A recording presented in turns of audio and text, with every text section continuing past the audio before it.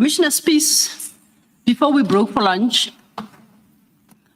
you had indicated that the video clips we watched, you handed them over to investigator Magagula, correct?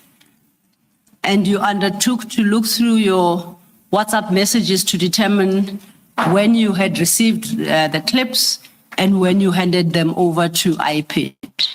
You confirmed that you now have that.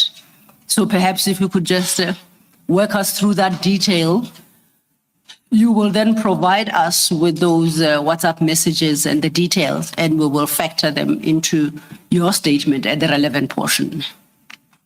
Thank you, Commissioners. Jaco Hanekom sent me the original video clips, which I saw here on 14 August 2022 via email. We had a meeting the day before, and he then sent me these video clips on 14 August 2022.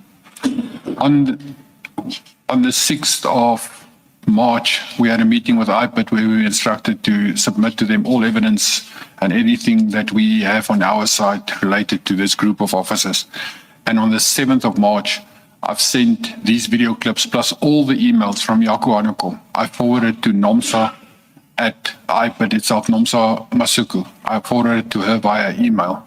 It was discussed the previous afternoon as well in the meeting with IPID, and that's why I said I will forward all the information I have received as well, which was forwarded then the next morning on the 7th of March. And you indicated that thereafter you still informed IPID of the killing of your informant, Mr. Hanekom. Yeah. Correct, Commissioner. On the 17th of March, Mr. Hanekom was killed in the afternoon, approximately 12 o'clock. At 12:43, I've sent an email to NOMSA to say to her that the informant, have you seen that the informant has just been killed? And she answered me back via email later that evening to say that, yes, it's hard sore because she was in court the whole day, but she's also know that it happened and it took place. So it's 2023, 17 March. Just to be precise, your communication with NOMSA regarding the assassination of Hanekom, was your communication by WhatsApp or email? The 17 March was via email to NOMSA. Okay. And you undertake to provide us then with the screen grabs of both the WhatsApp chats with Hanekom and subsequently investigator Magagula, and then the emails with NOMSA. Correct, Commissioners. I shall. Let's turn then to page 14 of your statement. That is the next matter you deal with, and that you have headed copper plates. The copper plates case, I don't have a lot of information. It was just mentioned, and then I was called in by the acting Brakpan station commander, who informed me that this incident took place. It was where trucks with a man tow truck and was on the R22 with the trailer, and it was close to the Carnival Mall. The people involved on the incident itself, when they actually found it back, was a SAPS reservist warrant officer, Adar Security, Ray Springs, and a Pakistani warehouse, and it happened at the Monster truck stop, Pomona. This Brakpan station commander then, he told me that the information that they are finding, it's from Kershaw Stalls, who posted it of herself on Instagram. So he called me in, we had a discussion about it because he wanted to have more information from me. And I then stated I don't do social media, so I don't have things like Instagram, and I don't have any information about this matter at all. Then the next matter was again mentioned where we call it the Cobalt case because it is a truck or a few trucks that were hijacked that were conveying cobalt. The investigating officer in that matter was then Warrant Officer Roots from Springs, and his telephone number was given. And Hanekom is the main informant in this matter. So what Hanekom informed us about this matter is that Etienne arrived with a helicopter. They were flown by a person impersonating SAPS, where he said he's Captain Smith, and they arrived on the scene in the Delmas area. But May I just, sorry to interrupt, you just said ATN. When we were watching one of the videos, you identified one person, I think they had a red top on as ATN. Is that the same person or is this a different ATN? Hanekom stating it's the same person. Etienne van der Walt, the same person mentioned in the one Etienne, and this one is the same person that Hanekom said he and the Smith was flying the helicopter, and Etienne was a passenger in the helicopter. And they arrived at the scene in Delmas, where when they arrived, there's already SAPs present. Now, I don't know that you will see in my question, I made in my statement a question mark, because on the scene itself, there was a female captain, Carla Hartley, who chased them away from the scene because they wanted to take the scene over from her, and she chased them away to say she's in charge of the scene, they must get off her scene.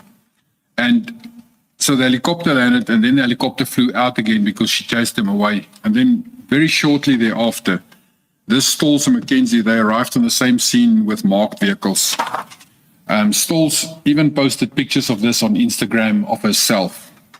And then Magagula said to us, and then this is what they discussed, is that they use this modus operandi of stealing the load or the freight, and then they will offer the load back to the owner at a 10% cost release via burner phones and pin drop so that the owner can collect his own goods. That matter itself, we don't have more than what Hanekom has told us, is to say that they arrive on the scene in this, but obviously if it's Captain Harley, Delmas, it's easy to be confirmed or verified with the South African Police Service. And this is where the problem lies with us, is that we cannot do criminal investigations. So we receive all of these snippets of information from everyone, and we then hand it over to our SAPS contacts, or it's way outside our area. So it becomes highly problematic for us if we don't have a little bit of investigation capabilities. One of them where I want to touch on is that our officers, municipal police officers, when they commit crimes, doesn't matter what crime it is, if it is now bribery or corruption, which is known officers do when they issue fines or drunken driving or things like that, is that the victim, the member of the public, will always come and complain to us because it's our officer involved, it's our vehicles. He will then complain to us, and we will take his statement and deal with it in a misconduct disciplinary inquiry manner.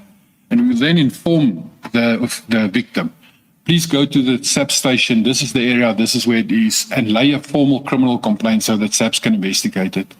We cannot ourselves investigate it. And what then happened, and this is where the slight problem arises with this, is that we know our area, for instance, and I want to make it specifically to the Benoni Boksburg area, because and it's most probably between us and Joburg as well, the magisterial boundaries and the police station boundaries between Benoni and Boksburg is Atlas Road, running from north to south. If you travel north, the divide between the magisterial boundaries and police station boundaries is the center island. So the 2 lanes going north is in the Boksburg magisterial area. The 2 lanes going south is in the Benoni magisterial area. So if my officer do law enforcement there and he stands and takes bribes, he will take one going north, 50 or 100 rand bribe, and he will take one in the south, 50 or 100 rand bribe. And both of those complainants will go and lodge it at either Benoni or Boksburg. And no one will see the real pattern. No one will see, but this same officer took a large amount of bribes at this specific spot because they do it in different magisterial areas. And the member of the public will come and complain to us and we will do the misconduct disciplinary inquiries and try to do the discipline action, but the member of the public is seriously afraid to really push it through and come and testify at our disciplinary hearings, which makes it more difficult again to find them guilty and actually dismiss or fire these officers. One of the things that in this specific cases that we also mentioned is that, and this is a critical thing which we've been highlighted for many, many years, we have a different set of conditions of agreement when it comes to disciplinary agreements than what the South African Police Service are. We are in a local government environment. Our disciplinary agreement that's already been touched on, it deals with all municipal employees in exactly the same manner. Irrespective if you're a plumber or an admin clerk or a police officer, we are dealt with in terms of that disciplinary agreement in that manner. you get suspended. If you do get suspended for 3 months with full pay, you must be treated within that conditions of service. However, the South African Police Service has a different dispensation between police and civilians. And we have requested at very high levels, SALGA, everyone to intervene so that we can have a separate set of disciplinary agreements for municipal police officers, even though they're in local government. But to date, we've been denied that. So a municipal police officer is treated, doesn't matter what crimes he committed, he is treated as if he's a normal council employee, and he's not treated as if he's a police officer, which can intimidate witnesses, and they don't, and therefore the public doesn't want to come and testify in our disciplinary cases. Very few public do, and if they do testify, then we obviously dismiss and fire officers. But that's one of the problems that we have in this environment where we're dealing with officers. Okay.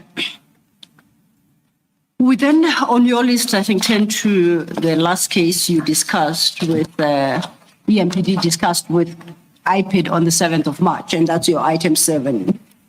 Could you turn to deal with that one? Maybe before you do that. Yes, Commissioner. Commissioner, let me just check this. In that item 6, the cobalt matter, you say in your explanation to the extreme right, then Stolz Mackenzie arrived on the scene with EMPD vehicles. How does it work? And I ask that because in the preceding paragraph, you say the SAPs were already on the scene. So to have the EMPD come in, how does it work? Is it by invitation? Would there have been a call? Does there necessarily have to be a call for support from the SAPs, or EMPD is free to just attend any crime scene within its jurisdiction? Commissioner, normally, if we're operating in the same area, we can arrive at the same time or just after SAPS is on the scene. We can also arrive at the same scene because of our patrols and the way that we react to scenes. It could be that there's a crime reported on the radio and officers from all over respond to the scene. And whoever arrives first on scene, there's a national standing, a national standard for municipal police services of first responder to scene. So if we are the first responder to a crime scene, our function on the scene is to stop the crime and preserve the scene until we can hand over to SAPS, who is then the lead on that scene, forensics, and whoever from the detectives and that. However, if SAPS is first on scene, they do exactly the same. They will preserve the scene, and we will not be allowed to enter into a scene if it is there. And I think that's what happened here. Is this Captain Carla Hartley, it was her scene, and she chased the officers away. So you don't belong into my scene. And it's also outside our area. It's Delmas is closer to our area, to the border, but it's also outside our area. And we will not respond because everything reported in Ekurhuleni, everything in there, when we respond to scenes, we will respond within Ekurhuleni. If it is outside our jurisdiction, then the city of Johannesburg or the city of Tshwane would invite us formally to say, please come and help this operation, or we're going to have an intergovernmental relationship roadblock. We need extra manpower. Please send people. And then there's a full operation plan and approval before we actually deal with these scenes. Thank you, Commissioner. Thank you, Mr. Thank you, Commissioner Baloyi. I had invited you, Commissioner, to then deal with your last item on this table, item number 7. This was the most serious remark, and when Mr. Makagula started to mention this, he spoke the most, and Nomsas added a little bit to it. They immediately stated that there's threats against their lives because of this. There's a very serious investigation that they're doing into a murder case. This murder took place on 15 April 2022 in the Brakpan area, and it's being investigated by IPID already, where it traced back to a body was found in a dam. So initially it was said to us it's Nigel Maryvale Dam in the Brakpan area. Don't know the exact dam, but this was traced back to the same group of officers who was there together with civilians. It's not one of the civilians yet mentioned. So there was a civilians on the site as well. And what was alleged is that they they tortured this person on the scene where they used a method called tubing, which is a piece of rubber that you pulled over a person's face and you suffocate the person. So they tubed this person, and at a stage, the actual the person who he has actually turned state witness. He submitted a 204 application and statement as well. He said that the person who they were torturing and questioning or interrogating, he actually had said to them, but he's got money in the house, 500,000 rand, he'll pay that if he could lose him. And then the next moment, this person, they killed him. And from the scene, they called Brigadier Mkhwanazi after it took place now. And Brigadier Mkhwanazi arrived on the scene in a white Golf. And he then proceeded to direct them how to clean the scene. And they placed the body of the victim on this civilian person's bakkie.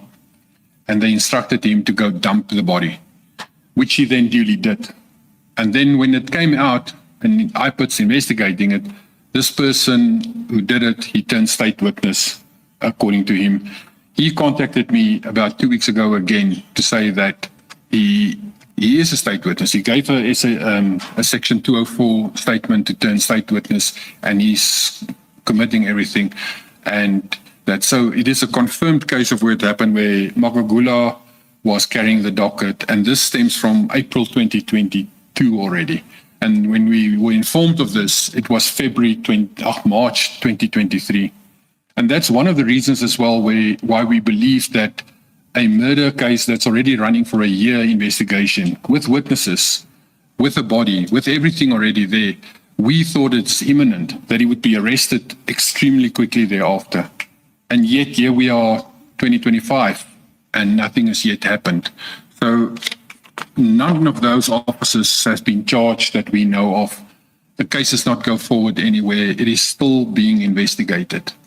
That's what my impression is from it. Also from internally, we couldn't do anything against the officers because to us it's hearsay from IPID. They inform us of this, but they're not prepared to give us anything in their docket, which we understand. It's a murder investigation and they don't want to give us anything. But it is, to us, we thought that, that would expedite that the arrest will happen and that the court cases will follow from that as well. So if the commission were interested to interrogate the cause of delays in finalizing or prosecuting these matters that you have referenced, you're suggesting it is to IPID that the commission must turn? Correct, Commissioners. All our cases where the policemen are directly involved is handed over or taken over. Never mind handed over. It's taken over by IPID. They investigate the police when the police are wrong. So all the matters that we know of, that we mentioned here, has already been in the possession of IPID, already known to them, and they are investigating it. So as at the date of your retirement, to the best of your knowledge, this is where these matters stood, which was in February 2025? Correct, Commissioners. You have a second part of this evidence where you say since that meeting with IPID, that is the 6th of March 2023, 2 more cases involving EMPD officers have been opened by IPID. You deal with that at page 17. Can you take us quickly through those 2 cases? The first one is the case where I'm the complainant. The fraud, the uttering, it's these vehicles that was allegedly donated by CAT VIP to us. I am the complainant in that matter because I initiated the investigation. And I have at that stage in March, when we had the meeting with IPID, they alleged, but there need to be a complainant in this matter. So I undertook that. I know everything about the case. I'm the one who gave the instruction for the investigation. And up to that stage, with all the knowledge of the separate statements that we have already obtained for an internal disciplinary hearing, I made then the statement as the A1 statement. It was commissioned at Crystal Park Police Station, and it was then handed to Mkhwanazi in his possession, and it was registered at Boksburg as a case number under 26202-2023. This matter is the one that actually kickstarted off the disciplinary side on the one side. But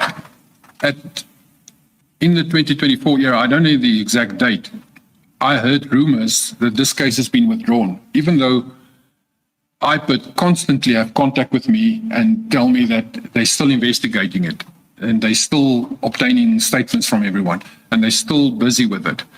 They constantly told me that this case is still being investigated. IPID Mkhwanazi himself, and then from February this year, there was a new investigator, a senior investigator, Kulu.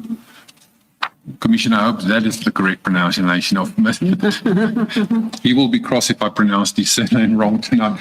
But he is from KZN, and he was drafted to come and fix something in the docket, and then he was released again back to KZN. And last month he came back again to do another portion of the docket. But when with a friend of mine then in the South African Police Service, when they look on the CAS system itself, where the case number is registered, that case has been withdrawn on the CAS system by a local South African police officer, a lieutenant colonel, at Boksburg itself in September 23 already. So even though IPID is alleging that they still investigated, they still contact me, they still have dealings where they say they're waiting for this or they're waiting for that. Up to now, on the CAS system, the case has actually been withdrawn as onopgespoor, which is undetected. And this happened in 2023 already on the CAS system. Before you deal with the next matter, I think you may want to consider a correction to your statement. Perhaps before that, Commissioner, have you ever made inquiries as to why IPID is giving you to understand that investigations are ongoing when in fact the docket was closed as far back as 2023? Commissioner, I have, and I've queried it with IPID themselves as well, and they have told me that they will investigate that as well. With the senior investigator, Tulu, he took a supplementary affidavit from me about 3 weeks ago as well. I asked him specifically as well and say, what's happened with this? And he says, no, he showed me, he's actually had the docket with him. He says, I'm now temporarily the investigator again because there's something else that I need to obtain in this docket directed from the DPP. The reason for it was that the docket was originally registered at Boksburg. And the query came up is that why is it not at Germiston? Because the vehicles were registered in Wadeville. That's where the crime occurred. And my answer to that was it started in Boksburg. Brigadier Mkhwanazi's office, police office where he works from, is situated in Boksburg.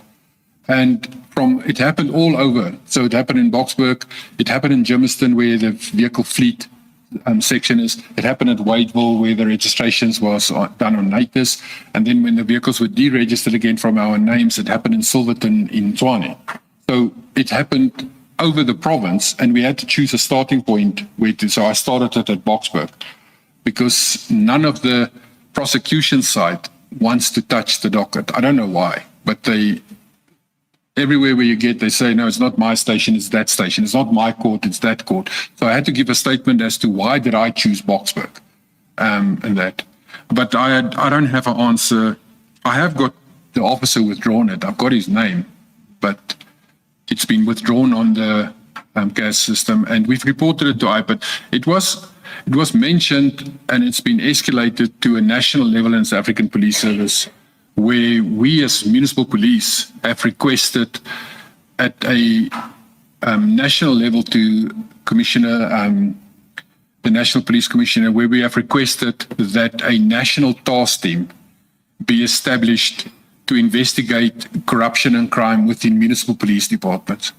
And the National Police Commissioner has assigned officers from DPCI and senior officers, brigadiers, to actually assist us to establish a task team so that we can, from a national level, because we as municipal police are overlooked when it comes to investigation, and we are there's a group of officers right through the country of municipal police that commit crimes, but they are not being investigated properly. One of the reasons I touched on it is that in terms of the Racketeering Act, or in terms of what the Hawks must investigate, there's limits of like 100,000 rand incidents.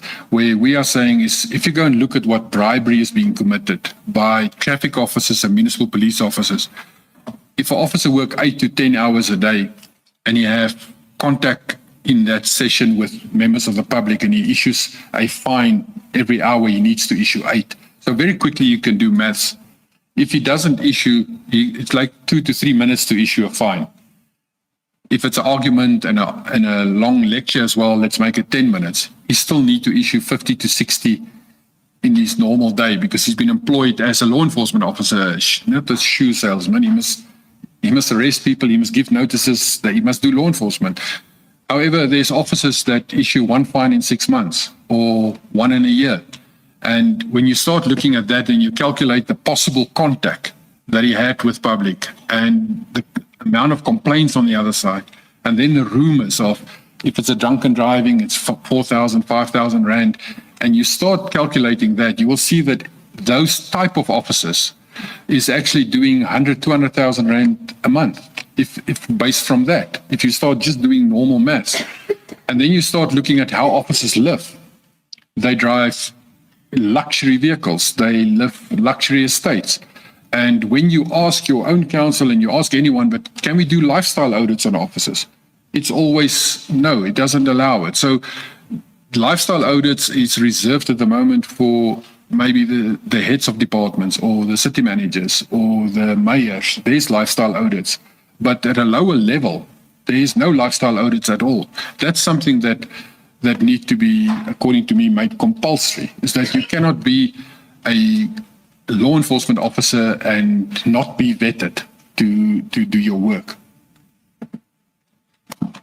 Thank you. Thank you, Chair. I wanted to draw your attention perhaps to something that might require correction. The case you just discussed at page 17, you cite as a Boksburg CAS 2620223. If you turn to page 19, paragraph 36, third line from the bottom, you refer to a case number 262032023. It's correct, Commissioner. It's March. It's 262 of March. Okay. So in this table, we should correct the 02 to 03. Correct. Correct cast number. Thank you. That then leads us to your second case that you have since learned of since your last meeting with IPID on the 6th of March 2023.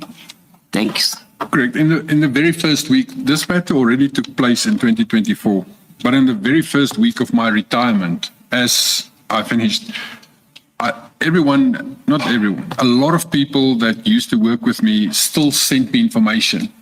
And a lot of people, private people, didn't know that I retired. So they will still send me as if I'm the deputy chief of Adekoroleni. They will still send me information and tell me stuff that happened. And this is publicly in the news as well, where 6 officers from the drug enforcement unit was arrested because they extorted plus minus 80,000 rand from a foreigner. These officers were arrested, detained, they were released on bail, and those officers have to date not been disciplined. Not even a disciplinary matter started against them. And they are reporting directly to Dion Singh, the brigadier that was suddenly promoted last year by Mkhwanazi as well. He reported directly to him. It's a drug enforcement unit. They've been what the officers speak to me and phone me and say, can it not be fixed? They were actually promoted in the sense that they've been deployed to do VIP protection, where they protect the people that stay behind, which is no threat analysis, nothing has been done on them at all. So they are being put as drivers for Bihari, for Kasheka, for Sarah Chita. They've been made drivers for these officers. So it's as if these officers has now suddenly been protected and they just moved aside from the drug enforcement unit and they are being protected by them. But this happened after I left already. So it's information that's constantly being sent to me about this arrest that took place. And I saw it in the news as well, that it happened. But the incident took place in 2024 as well. And it's also investigated by IPID, and IPID did the arrest when they were detained. Thank you.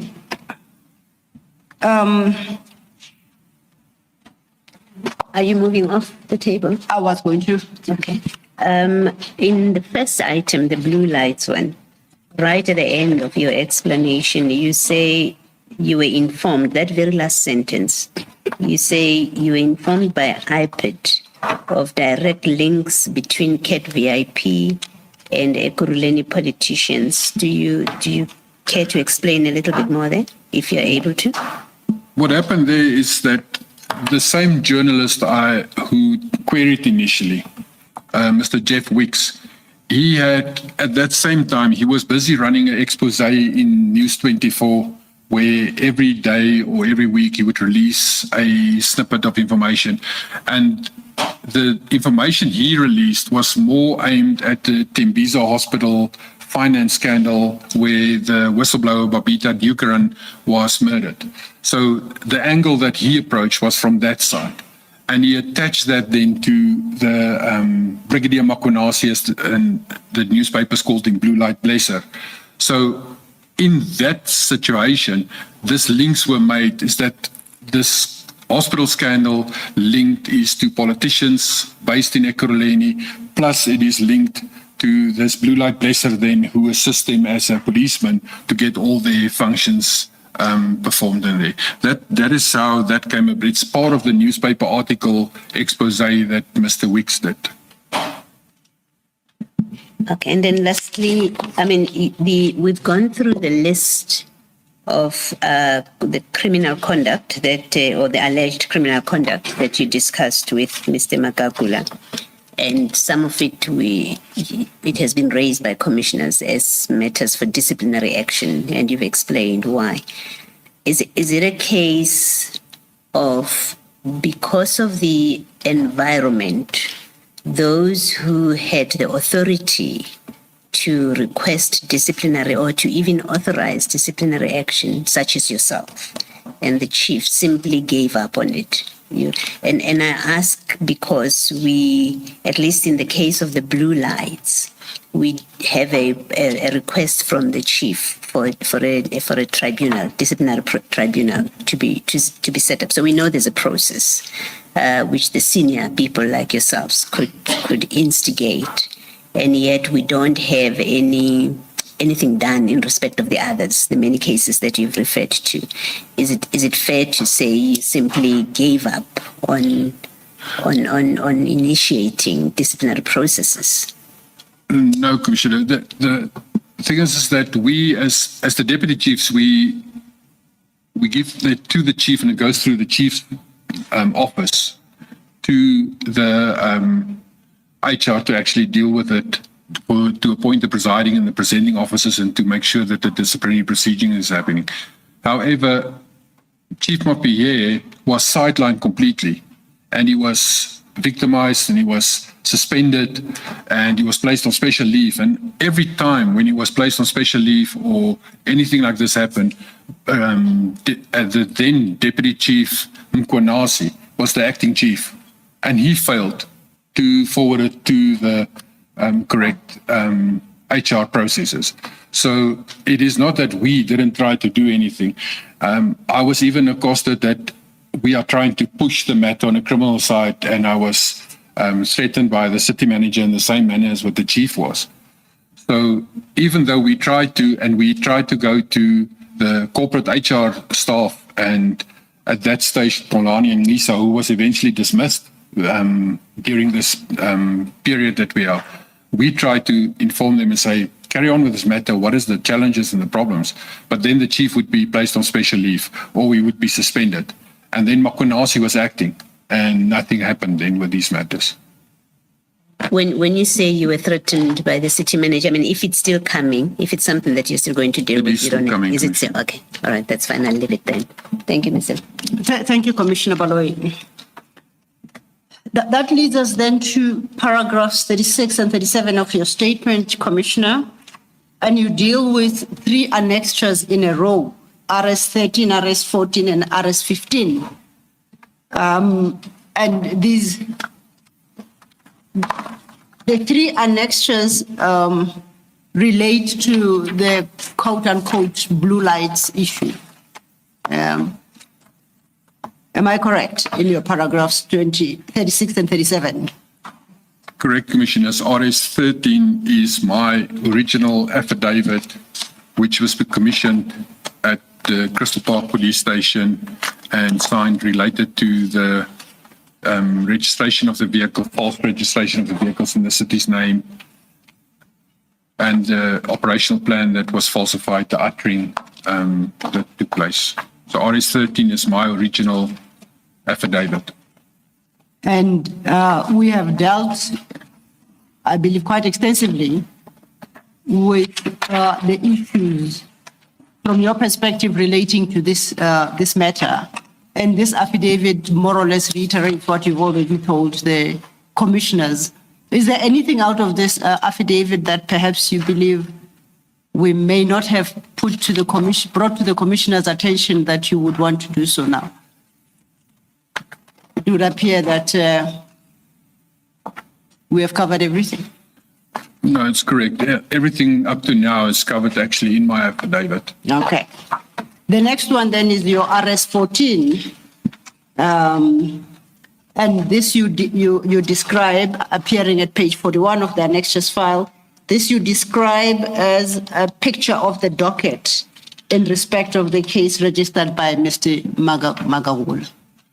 Correct. When you do a affidavit and you are the A1 complainant in a police docket, which is a SFS 3, there's an annex in the front of that statement, which is the 3M statement portion, which then state the date and the time and the station where it's registered, and then the CAS number that is there. It goes part of your A1 affidavit. This gets put on front to lead that, which is then registered with SAPS in a normal docket. And lastly, at paragraph 37, what your RS 15. And lastly, at your paragraph 37, you've got an extra RS 15. You had, I think, briefly touched on this in explaining the fate of the criminal case you had caused to be opened regarding this blue lights issue. And can you deal then with Correct. an extra RS 15, which you say is proof that the matter was withdrawn? This is a screen print of the CAS system that the South African Police Services use, listing this CAS number in the top right corner, 26203 of 2023. It states the date when it was registered and when it was handed over to the first investigator on the SAP system only. It's not the real investigator then. But then at the last date at the bottom, it's 2023, 10/12, which is 12 October 2023 at 16:27. It states the investigating officer. I don't know if I can mention his name or should mention his name. He's a public official. It was Lieutenant Colonel Mike Whiskey Mkhwanazi, and it was then, this is Afrikaans version, it was closed as onopgespoor, which means undetected. What does undetected mean? It's when you don't have any evidence in any docket and you cannot do anything further than it's undetected. It's if I, for instance, let's say there's a break-in at my house tonight and my motorcycle is stolen and the detectives come out, investigate everything, there's no fingerprints, there's nothing, they cannot find anything, there's no CCTV footage, then it will be very close to say, but they can't find any evidence on the scene, the docket is undetected and the docket will be closed as undetected. How do you reconcile that conclusion with the IPID report we looked at, we worked through on Friday, in terms of which IPID made certain specific findings of fraud and corruption in respect of these very activities, and recommended that Brigadier Mkhwanazi be disciplined. How do I reconcile that IPID finding in the human resource environment with this undetected finding now in the criminal case arising from the same facts? I cannot answer that, Commissioner. That's why I say this is very strange that a local police station at a station is actually closing the docket as if it's undetected and it's archived and stored in the archive and not being further investigated. This, while IPID is still investigating, they actually released a negative recommendation that there must be discipline steps taken, and the docket is still being, according to them, to me, it's still being investigated in a criminal matter, criminal investigation. It was already a few times thereafter presented to the DPP to actually make further recommendations, and it's still, as I stated, 2-3 weeks ago, Senior Investigator Kulu actually just still took a supplementary affidavit from me. So on the one side, there's this IPID is carrying the docket, they're investigating it according to them, but on the other side, I have this proof from the CAS system that says the docket is closed as undetected at the local police station. So if you do inquiry now and you're searching anything on the SAP system, this will not reflect as an open case anymore. Which leads me to ask you perhaps a fairly stupid question. Is the matter open or closed? Where are we at? I really don't know, Commissioners. Okay. To me, IPID says it's open, SAP says, or the SAP station says it's closed. But I don't know the status of it genuinely because it's a detective busy investigating the case. I don't know what the status of the docket is. Okay. I think Commissioner Baloyi has got it. I don't have an answer to your question. No, a question of your own, Commissioner. Let me ask my question. Is it not perhaps, and I think I want to ask more a practical question, that your evidence is that the IPID have the docket, as I understand you. Yes, Commissioner.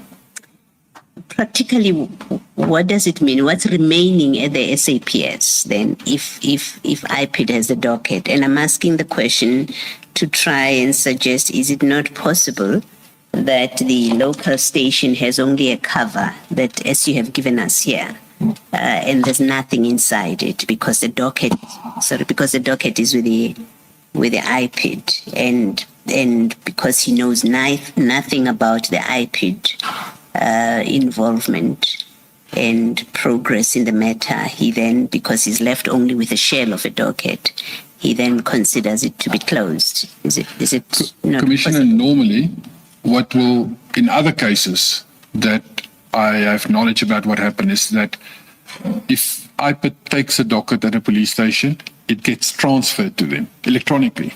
So the docket is actually maybe a manual, practical, hard copy that IPID takes.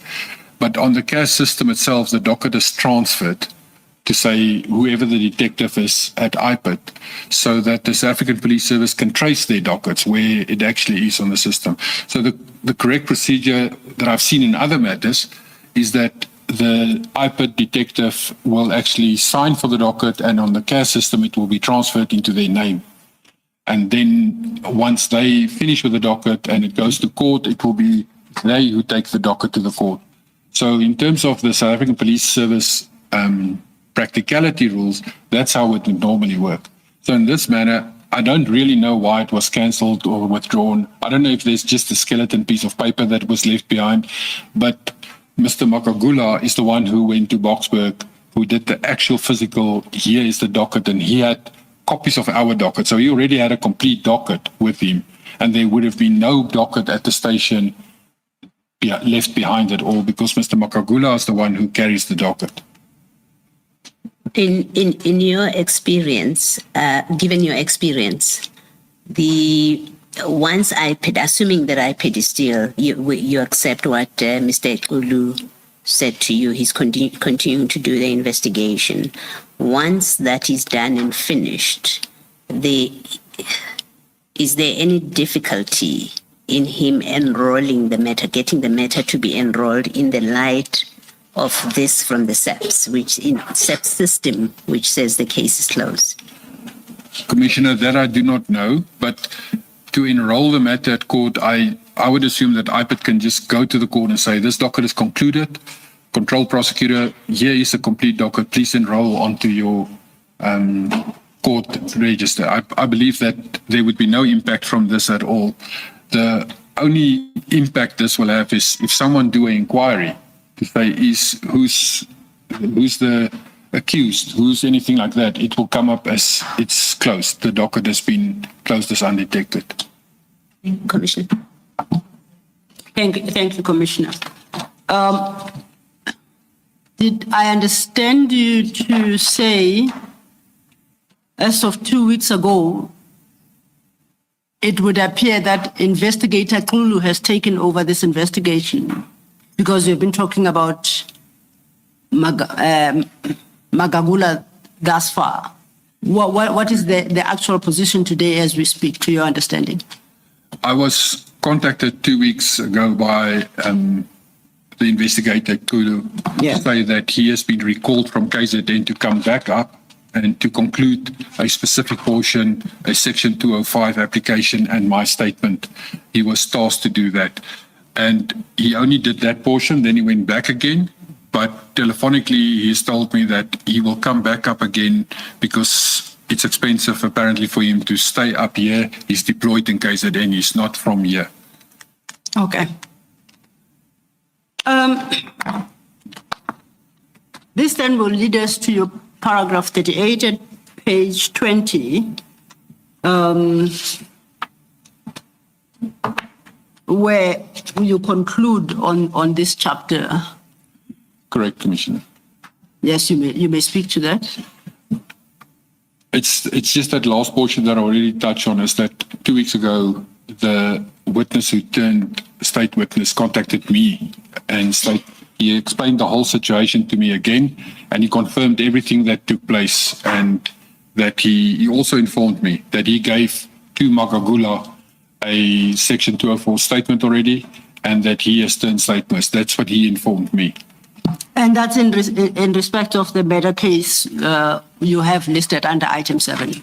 Correct. It's in relation to the murder case, and that he's turned state witness, and he's already given statements to that effect as well. Oh, thank you. Your next main topic is headed Internal Disciplinary Process and Interference. And under this topic, you deal with a few subheadings. Let's start with your first. Disciplinary action against Brigadier Julius Mkhwanazi. Would you like to take the commissioners through that part of your evidence? Obviously, I initiated the investigation because I was the acting chief of police. But Colonel Erasmus, because he heads internal affairs and they were still reporting to me as caretaker, he kept me abreast of as the investigation would go on. And after his internal investigation has been completed, he submitted it to the chief of police, who is Commissioner Mapie. And the dossier and this letter from Commissioner Mapie was then forwarded to the Director Human Resources, the Employee Relations section, which is Polani and Nisa. He has been made the authorized representative by the city manager. She delegated it to him to appoint presiding and presenting officers in serious matters when it's a formal hearing and that. So in that process, Mr. Nisa prepared the pre-suspension, and it was signed by him as recommended, and then by Ma'am Linda Kasheka, who was the head of human resources. It was then served on him for a period that he was suspended for a period of 3 months, starting from February 24th, 2025 to May 24, 25. Mr. Nisa proceeded to appoint a presiding and a presenting officer firm, 2 different lawyer firms. Matjang is one of them. And in this process, the draft disciplinary charge sheet was drawn up by Majang, and it was then sent back to us. And we, in our dossier, when they sent it back to Colonel Erasmus, he approached me and we then had a meeting with Mr. Ngisa, Chief of Police, Colonel Erasmus and myself, where we discussed the charge sheet, because initially there were only 4 charges which relate to the registration of the vehicles. That was in there. But during Colonel Erasmus' investigation, there was another matter that came up, which we then suggested, but Brigadier Mkhwanazi made in his own statement, which he gave, he alluded to more donations that he received to the value of 300,000 Rand from Medicare 24, which then draw our training academy into the matter as well. And we then suggested that these 2 charges must be added as well, because it also is a contravention of the MFM Act and the policy of receiving gifts and donations. This was corroborated by then he was the brigadier of the training academy in Dumiso Twabe, who made a statement to say that Brigadier Mkhwanazi assisted him and informed him that he can go to Medicare 24, which is situated in Boksburg. The training academy, we would train recruits, and part of the recruitment training, they would have POEs, which is portfolio of evidence, which is like an exam paper or projects that they must complete for this purposes. And the training academy ran out of paper and there was a shortage of POEs. So Brigadier Mkhwanazi then arranged that Brigadier and the Miso Twabe can go straight to Mike van Wyk at Boksburg, and they will then create and generate our POEs, which they then subsequently did. The masters were there, and then they printed these. And so this is all in this docket already for internal misconduct. Commissioner, earlier you explained the issue or question of donations, and those purported to be donations to the municipality, remember. Now, the admission that you referred to by Brigadier Mkhwanazi, an admission of receipt of donations amounting to 300,000 Rand. Was this receipt of donations on behalf of the municipality? Correct, Commissioner. It was, and it's our I'm looking at page 44 of Annexure RS 16, bottom half of the page. That's where reference is made to a cadet examination at the college. That's the heading. So you say that would be donations to the municipality, not to him personally. Correct, Commissioner. It's in the internal investigation, Yes. Colonel Erasmus approached Brigadier Mkhwanazi and stated that he must give a version of what took place in this event. And Annexure RS 16, page 43 to 45, is his submission that he made a statement which he signed off on to say, but all of this took place. And he explained then that we, for instance, even the Medicare 24 and CATS security services, it started already in 2020 during COVID. So in his own statement, he stated that. And then on page 44, in the middle portion, projects undertaken with CAT. It started off with point 1, which states cartels examination at the college. We engaged the team when we had challenges of stationery at the college when cartels were about to write exams, and there were serious institutional challenges with printing papers and ink. We requested their intervention and the commitment that Mike van Wyk made and fulfilled in terms of printing and producing documents that made cartels to write the exams with our EMPD at the cost of more than 300,000 Rand at that time, as per their estimation. So that portion is where he states for himself that we accepted again a donation to that value. And the charges that we then disciplinary side is that, again, it's non-compliance with the policy of declaring donations as and when they occurred. and that the correct process must be taken with regards to donations. And I know that it's maybe a Freudian slip, but the cartels instead of cadets. Yeah, it could be a Freudian slip, but it is. We took a long time, but we believe it would be cadets. When we don't speak to our recruits, we speak to them as recruits or students. We don't speak to them as cadets, but it's possible that cartels is actually referring to cadets. Yes, I almost said that when Chief Mapia was testifying. I almost said Freudian slip, but I stopped myself. There it is, you've said But it's my opinion. You've said it. All right. I sought that clarification, Commissioner, because reading paragraph 41 of your statement, one might think that you are saying that Brigadier Mkhwanazi received the donation in his personal capacity. So that's why I just sought clarification whether this was a donation to the municipality in the manner you explained this morning.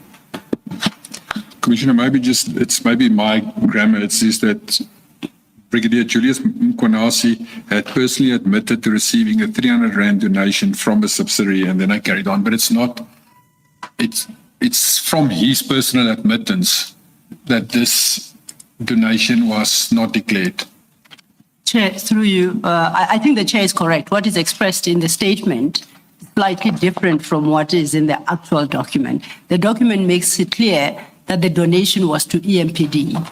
The phraseology in the statement would appear to suggest that that donation was made to Brigadier Mkhwanazi personally, right? And that is not that wasn't your intention. No. And perhaps then to avoid any confusion and miscommunication, the statement should read: this evidence revealed that Brigadier Julius Mkhwanazi had personally admitted to EMPD receiving that donation. Would that resolve the problem? That's correct. Okay, we shall do so. Thank you. Thank you, Chair. Thank you. And then obviously after that meeting we had, and we read this statement, and then it was decided that Colonel Erasmus must inform the lawyers to add charge 5 and 6 as well, because it's again a contravention of the donation policy. Thank you. That then takes us to the second leg of this main topic of disciplinary processes and interference. You now have a sub-chapter titled Intervention by Human Resources, starting at paragraph 43. At this stage, this is already when his suspension is starting to end. There's an intervention by Kasheka where she, as the head of HR, sent a letter to him that he must come back to the office and that his suspension ends. But at the same time, when these charge sheets were served on him, the lawyers sent it to Tolani and Nisa to say, please ensure that the charge sheets are served on Mkhwanazi. And he in turn gives it to a person with the name of Tami Zitzambe, who is a senior person working at HR as well. And there's other interactions that happen at the back end that I know now, but I wasn't present when this took place. But at that stage as well, I asked Mr. Zitzambe, why are you not serving it? Because I was CC'd in the charge sheets when it was sent, and I was following the process. And then at a stage I'm at HR and I ask him, why are you not serving this? Why are you keeping it at bay? It's not being served to him at all. And then he said to me, is that he phoned Mkhwanazi to say to him, come to the office to come and fetch these charge sheets. And Mkhwanazi told him over the telephone that I spoke to Kasheka and the city manager, and they instructed me that you shall not serve this on me, this process will be stopped. So I said to Zitzambe, we made a joke about it, it's like, it's not possible. He's lying to you. Why don't you just give him an instruction that he must come through? And he says, no, he's honest. This is what happened. He he's been stopped from serving these notes on them.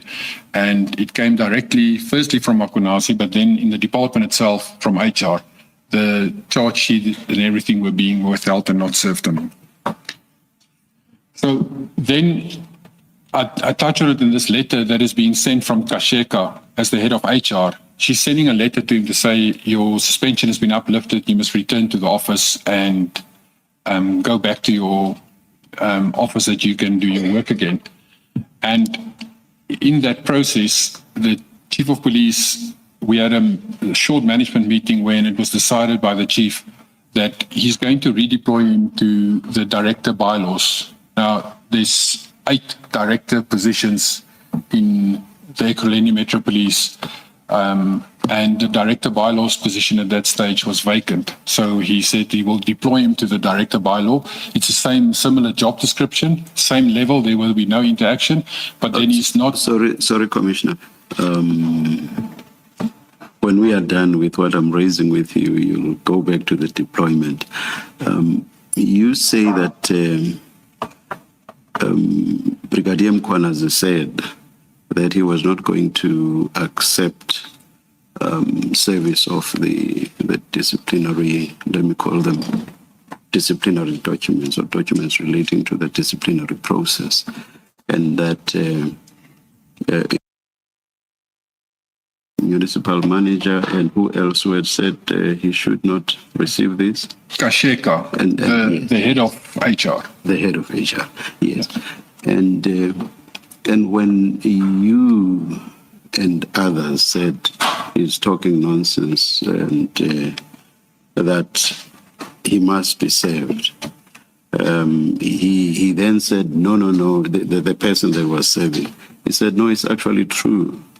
And my understanding is that you said he had actually gotten word from above that this was indeed the position. Correct, Commissioner. The brigadier was not going to be disciplined. Who were you told had actually said that the brigadier should not be? There is someone from the top who is supposed to have said this. When we had arguments then where we were actually arguing and fighting with HR, and Mr. Niza said that he was informed that it shall be stopped and it shall not proceed. So he directly informed me as well, over and above Tommy that made it in a joking matter. But Mr. Niza said to me that this matter will be stopped and it's instruction from above. Whose names did he give? He gave the names of Linda Kasheka and Dr. Imogen Mkhwanazi as the city manager. He said they instructed him, and he says also that Advocate Kemi Bihari from legal. The 3 of them were involved in the matter, and this matter will be stopped. Yeah. No, I just wanted clarity between what Brigadier Mkhwanazi said and what came directly to Mr. Niza. So you clarified that. Thank you. You were at the stage of the deployment. And then I referenced that his suspension was uplifted by Kasheka on RS17 is the reference then to the upliftment of his suspension, which was on the 24th of May 2023, signed by him. And for the record, that is at page 46 of the annexed bundle.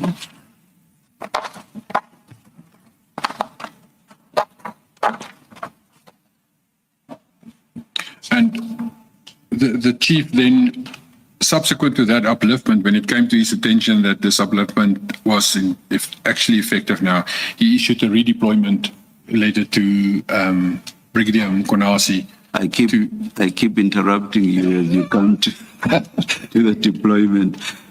Is it not so, though, that the upliftment of the suspension was a function of the fact that the 3-month period allowed for suspensions had run out? It is correct, Commissioner. However, even though it's a clause 16 of the disciplinary procedure agreements, you can extend again if it actually do that. So sometimes it will happen that the chief of police would say we're running out of time because of there's still investigations to be concluded, and then the suspension will be extended again. However, in this matter, the chief of police didn't even have the opportunity to extend it again. He was just informed that the upliftment has already been issued by Kasheka from Human Resource.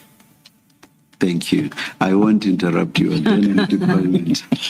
I shall do the interrupting. Oh, Commissioner Baloyi. Just to follow up on that, the power to extend the suspension, where does it lie? We know that the initial suspension was by the chief of police. Does he carry the power to extend, or does it lie with HR? That question one. Two, is it provided for in the collective agreement, in the disciplinary procedures collective agreement? Commissioner, the first suspension was done by Kasheka. So the chief of police completed the request to Human Resources that the process be done, Polani and Nisa.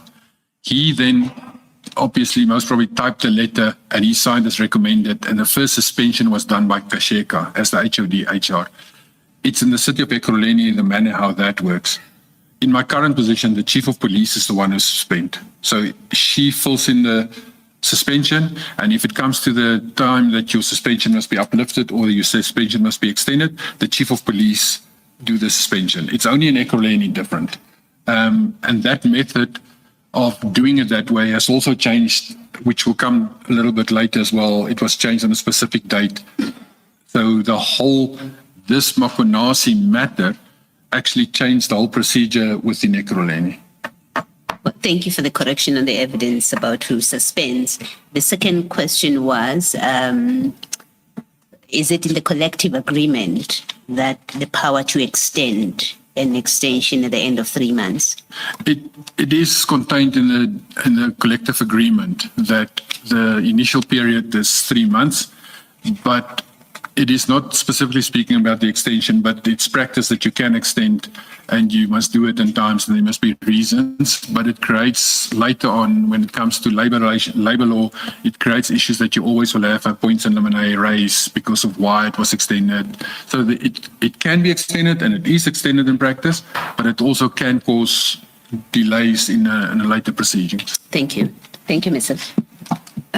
Thank you, Commissioner Baloyi. I think Commissioner Baloyi has covered the area that I'd wanted to, because my reading of Annexure RS 17 is that the author suggests that 3 month suspension period can never be extended.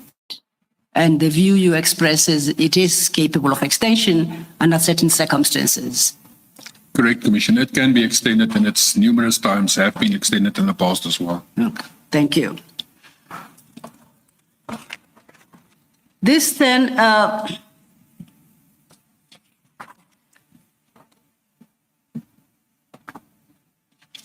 leads us to the next heading, which you have titled Death Threats simply. Could you speak to that? Commissioners, there's still paragraph 44 and 45, the redeployment that I didn't. Oh, then perhaps 44, 45. 44, you in part, no, not in part, extensively dealt with earlier in response to a question, I think, from Commissioner Baloyi. But if you want to reiterate what is in paragraph 44, It's for completeness sake, please go ahead. After he was uplifted now and he's back at work, the chief of police redeployed him to the director bylaw position. And he just blatantly refused. And about approximately 2 to 3 weeks after he was redeployed, a letter was issued by Kasheka to the chief of police to say that the chief cannot deploy him. He must be redeployed to his substantive position as Director Specialized Services, which in my mind, and we had proper discussions about that to say, but this is a usurpation of the chief's powers and functions. He's deploying. Section 64C says he's the one who who deploy, who transfer, who appoint, he must sign off on everything. And if he deploy any person and he gives them a legal police instruction to go head a unit or go head that, he's the one who takes responsibility and he's the one who gives the instruction. For not complying to that, it is a very, very serious misconduct. If it was still in the pirate era, he would have walked the plank. But he's being protected by someone from HR who's got no powers to interfere into policing matters, who's actually giving an instruction to a police chief that this person must be moved back to his substantive position. That is the only part that I want to put down there, is that there's proper interference from civilians into the policing arena and contravening the South African Police Services Act, which gives specific powers to the Chief of Police. And for the record, Chief Mapie dealt with that process during the course of his testimony, and he has submitted into record the letter that you reference, instructing Chief Mapie to reverse the decision to deploy him, Brigadier Mkhwanazi, to the bylaws division and requiring him to be placed back in his substantive post, and Chief Mapie's own response to that demand by Ms. Kashega. So it is dealt with in full there. So it is. Yes, Chair. Yes. I seem to recall, I don't know whether it was in Chief Mapie's evidence or in one of the statements, either his or yours, that a reason was given for the deployment in the bylaws section. Just remind me, what was the reason again? Commissioner, I'm asking this because surely the chief cannot redeploy at whim. Yes, the power maybe is in terms of 64C, but I doubt that this is something he can do, based on how he feels. I'm using he because it's a he now, the incumbent is a he. Surely there must be a rational basis. But if you don't remember, no, it's no, not. there was a rationale given behind it. And as I stated earlier, is that the director positions are all the same job descriptions, and therefore you can be deployed to any one of those to do the same work. It's one will be dealing with specific bylaws, one will be dealing specifically with the police station area. But the rationale behind the letter when it was given is that because there's still investigations going on with his group and with his influence at the specialized services, is that he temporarily be redeployed to the bylaw section. So there was a rationale given. I think that's exactly what I seem to recall in my mind. Thank you, Commissioner. That's enough. Thank you, Chair. And perhaps for the record, if the Chair could scribble on Commissioner Spears' that part of Commissioner Spears' statement. Chief Mapie, in dealing with this aspect of things, references annexures JM30, which is the same upliftment letter, followed by JM31, which is the letter from Ms. Kasheka challenging his, Chief Mapie's, decision to deploy Brigadier Mkhwanazi to bylaw enforcement, and JM32, which then is Chief Mapie's own response to Ms. Kasheka's challenge as to why Brigadier Mkhwanazi has been deployed to bylaws. Thank you. Thank you, Ms. Thank you. And then in that paragraph, that chapter, you conclude by expressing a view that as far as you are concerned, this constituted usurpation of Chief Mapie's powers contemplated in Section 64, capital C, sub 2. Correct, Commissioner. And you say Ms. Kashega has no authority to interfere in municipal police matters in this manner. Correct, Commissioner. How else would she become involved in police matters? She cannot be involved in any policing-related decision or the deployment or transfer or movement of officers. Her function is as a human resources to do that administrative portions behind the scenes. If an officer is appointed or redeployed, capture it in the HR system, manage the personnel files, That is what the HR function is. It is you, and it's strange to say it, but I don't listen to civilians. I'm a policeman. I listen to my direct line of command in a line from the chief of police to me, from me to the brigadiers underneath me. I don't listen to a person from HR giving me policing instructions. I will assist them if they ask information, and they will do paperwork and administrative work. That is the function of HR. Thank you. Commissioner? Yes. Perhaps on that theme, we saw in the letter of appointment of Chief Mapie, something to the effect, and this is from the city manager, something to the effect that he will exercise his powers or perform his functions, among others, as directed or the direction of the city manager, some such wording. What do you understand that to mean? The powers of the city manager over the chief of police. In terms of the South African Police Services Act, and I think it's section 64B, is that the city manager is accountable for the Metro Police to the council. So she's a conduit to the council, and she must be accountable for the Metro Police. Now, because she's accountable for the Metro Police, obviously she will have powers in the sense that the chief of police must account to her whatever he does, but not related to policing matters. It's in his day-to-day work, how he spent money, how he spent the budget, how he operates within the environment of a local government, that he complies with the MFMA, the Structures Act, the Municipal Systems Act, all of those legislation. And whatever is being done in the municipal police must be accountable to her. And that is the function. To issue a policing instruction will be considered as interfering into policing matters.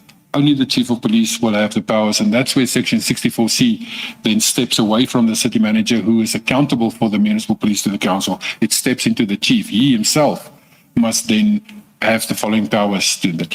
And it goes further. The city have a matrix of delegations. So council resolved a complete chapter, a whole policy on delegations, where council, because just about every piece of legislation will speak about an accounting officer can do this or accounting officer can do that.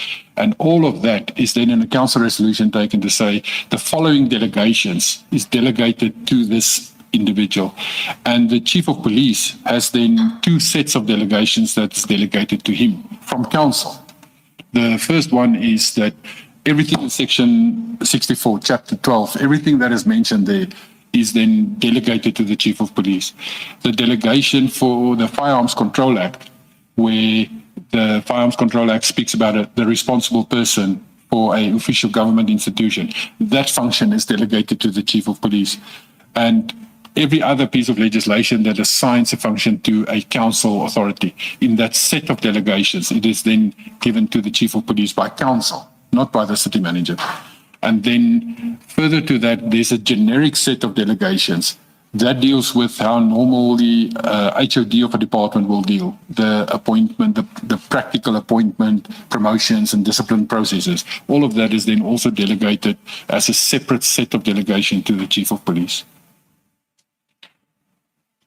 Thank you. Thank you, Commissioner. Let's turn then to at page 22 of your statement, the sub-chapter you have termed death threats. During this same period, this is now this May, June, July period, when all of this is reaching like a hot point where this discussion is going on and nothing happens with the disciplinary and nothing happens with IPIT. It just, everyone gets more information and it gets worse and worse and worse as we go along. I am suddenly approached by a person from the State Security Agency, and he is stating to me that they, as State Security Agency, have picked up that there are death threats being made against me, where this Brigadier Mkhwanazi and other officers was discussing in Katlehong area, they were discussing to rent or hire Inkabis, which is a hitman from the KZN area. So they were discussing this, and they already had plotted the concept of it's easy to take me out because I drive in my private capacity. I also have motorcycle, and I enjoy motorcycle riding, adventure riding, and it's easy to take me out because I use the motorcycle. So SSA concluded a complete threat assessment against me and with my house, and there were conclusions made at the end of the day where they asked me if I'm kosher with it, if a guard can stay on my premises and I will provide water and electricity to the guard. And I stated, yes, I will do that if it comes down to that. But I also look after my own security and my family security in a very secure manner. And that they then reported this to the city manager. Commissioner, may we pause at that point when you start talking about the city manager? So please remember where you were exactly. May we take a short agenda? Indeed, Chair. We'll indicate when we are ready. You'll indicate. Okay, Chair. Commissioner Spies, you recall you were still dealing with your engagement by the State Security Agency regarding potential threats to your life or in question of your safety. And the chair had interrupted the flow of your narration there. So if you could pick it up from, and if my recollection serves me well, you were dealing with the State Security Agency, what do you call it, investigator, reporting back to you engagements he or she had with the city manager. Correct, Commissioner. The investigator came back to me and he stated to me that the report was submitted and that there is a definitive threat against me. And he said to me that after he presented to the city manager, and that is that she came back with a nonsensical answer to say, I provide him with a gun, he can look after himself. So I thought that because it's his first time that I really have a threat analysis done on me or anything like that, and I thought, everyone is, maybe they just didn't want to do it. And I actually undertook then to the investigator from the SSA, and I said, no, it's fine. I will make sure that everything they recommended is from my side is actually implemented. And we then, based on that, even to date, we live extremely reclusive. We have improved our security tremendously, but we have stopped visiting anyone. We don't go out after hours at night. We live extremely reclusive because of this actual threat that exists against me and my family that is being made. And if I may inquire, that was the assessment. Then you didn't give a time or a date. What year was this when the SSA did this assessment? It was in 2023. It was in that period, May, June, July, when this was like reaching a peak situation in the department itself. And secondly, did you ever have a conversation with the city manager regarding this matter, you directly? No, I never had a situation or a discussion with her at all about it. Having been informed by the SSA investigator, why didn't you have an engagement with the city manager regarding this very concerning matter about your safety? The investigator said to me that he did propose that the guardhouse and the guards that must be placed, but that he was informed that the city will not pay for this cost at all and I must look after myself. After that, I also had a discussion with Chief Mapie about it and stated, is this genuinely what happened? Because I couldn't believe that my city would take such a stand towards me when I'm just doing my normal work. And he stated, it's true, I must look after myself and I must make sure that my security is everything intact. Have you ever had another assessment done? Do you know what your security situation is as you sit here today? As I sit here, we live still extremely reclusive. I haven't had another security assessment done. I have verbally approached the Provincial Police Commissioner to say that I must be reassessed, but there's no formal, that I know of, reassessment done on my security at all, or my family security. Any other comments you'd like to make on this topic, the death threats? It's just that for the last weekend, since I started to testify on Friday again, on last weekend on social media, there's again people that make comments, but it's farcical. It's comments of look after yourself. We know where you stay and things like that. We live very secure at the moment. We reclusive and we don't go out and we try to look after ourselves at the moment. Chair, and is that the end of is that the conclusion of that subchapter?